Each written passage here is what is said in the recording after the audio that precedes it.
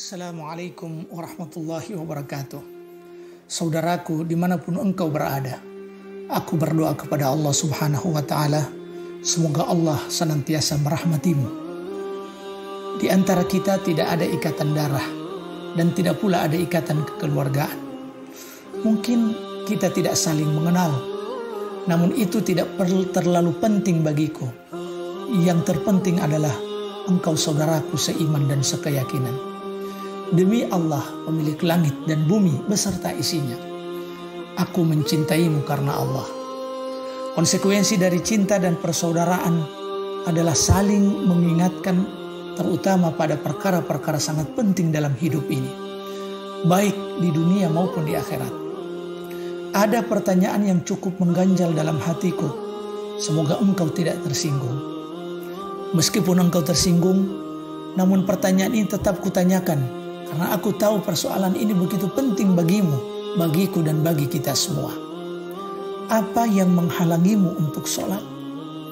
Sekali lagi pertanyaannya, apa yang menghalangimu untuk sholat? Tahukah Anda bahwa garis demarkasi antara iman dengan kekufuran dan kesyirikan adalah salat? Nabi Muhammad SAW bersabda, "Bainar rajul wa bainal kufri wasyirk tarkus salah." Antara seseorang dengan kekafiran dan kesyirikan adalah meninggalkan sholat. Hadis riwayat Muslim. Apa yang menghalangimu untuk sholat? Tidakkah engkau tahu saat penghuni neraka ditanya, "Ma salakakum fi saqar?" Apakah yang memasukkan kamu ke dalam neraka sakar? Qalu lam naku minal musallin. Mereka menjawab, kami dahulu tidak termasuk orang-orang yang mengerjakan sholat.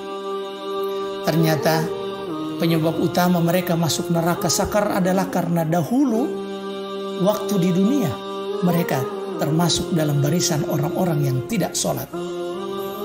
Apa yang menghalangimu untuk sholat? Bukankah Tuhanmu mewajibkan sholat 5 waktu walaupun dalam keadaan mempertaruhkan nyawa satu-satunya dalam pertempuran? Sholat itu bernama sholat khauf, yaitu sholat yang dilakukan saat peperangan dan kondisi dalam keadaan mencekam dan menakutkan. Apa yang menghalangimu untuk sholat?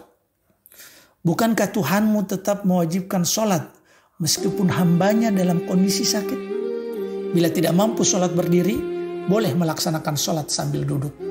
Bila tidak mampu sholat dalam keadaan duduk, maka boleh sholat dalam posisi terbaring.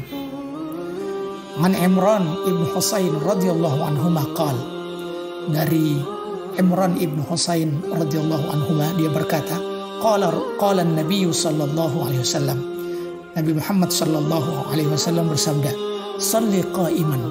Salatlah kamu dalam keadaan berdiri. Fa illam tastati' fa qa'ida. Jika kamu tidak mampu salat berdiri, maka engkau salat dalam keadaan duduk.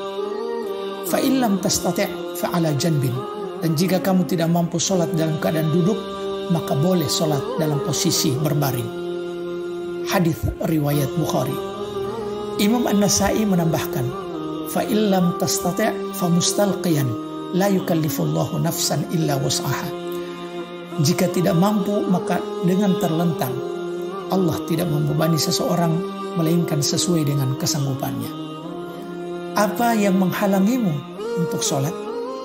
Bukankah Tuhanmu tetap mewajibkan sholat walaupun dalam kondisi tidak mendapatkan air untuk bersuci, baik dari hadas besar maupun hadas kecil? Ternyata ada alternatif dengan menggunakan bahan paling mudah didapat, yaitu bertayamum dengan debu.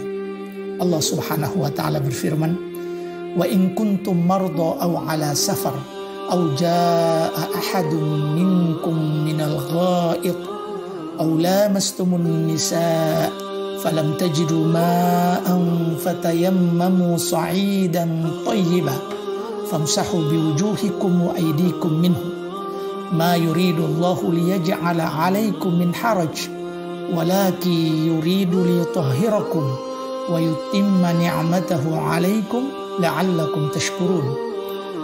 Dan jikalau kalian dalam keadaan sakit atau dalam perjalanan, atau seseorang di antara kalian baru saja buang hajat atau menggauli wanita, kemudian tidak mendapatkan air, maka kalian lakukanlah tayamum dengan tanah yang baik. Usaplah wajah kalian dan tangan kalian dari tanah tersebut. Tidaklah Allah menghendaki untuk menjadikan beban bagi kalian, melainkan Allah berkeinginan untuk membersihkan kalian dan menyempurnakan nikmatnya kepada kalian agar kalian bersyukur. Quran Surat Al-Ma'idah ayat 6. Saudaraku, apa yang menghalangimu untuk sholat? Bukankah nabimu di detik-detik terakhir kehidupannya masih saja mengingatkan umatnya tentang pentingnya sholat? An Ummi Salamah radhiyallahu anha anna Nabiy sallallahu alaihi wasallam hina hudira ja'ala yaqul as-salah as-salah wa ma malakat aymanukum. Dari Ummu Salamah radhiyallahu anha meriwayatkan bahwa Nabi Muhammad sallallahu alaihi wasallam ketika dalam keadaan sakarat, beliau bersabda, jagalah sholat dan budak-budak kalian. Hadis riwayat Ahmad dan disahihkan oleh Al-Albani. Saudaraku, apa yang menghalangimu untuk sholat? Bukankah Umar bin Khattab radhiyallahu taala anhu saat ditikam oleh Abu Lu'lu'ah al-Majusi, dia dalam keadaan sholat dan dia terluka parah, ususnya robek sampai pingsan tak sadarkan diri. Begitu siluman yang pertama kali ditanya oleh Umar bin Khattab radhiyallahu taala anhu adalah, apakah orang-orang sudah melaksanakan sholat? Tidak ada alasan bagi seorang sudah balik, tidak gila dan tidak tertidur untuk tidak melaksanakan sholat, kecuali bila dia seorang wanita dan dalam keadaan haid dan nifas. Saudara,